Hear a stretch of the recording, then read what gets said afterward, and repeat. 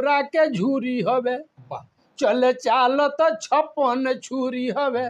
हर शब्द पगल एकर ओघीव में, ए यार है भोजपुरी हवे। कविता जहाँ पढ़े जाइले हम, कुछ बाँटी ले आ कुछ पाई ले हम। हर भाषा पर भारी बा भोजपुरी, बतलाई त छाती फुलाई ले हम।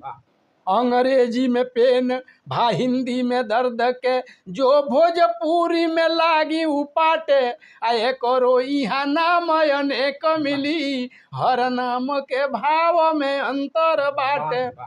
जो कपार के बात करी तो बथे, चन के टन के ठन के चाहे फाटे। दूसरी कौनी भाषा के माई पियवले बा, दूध की भोजपुरी से आटे।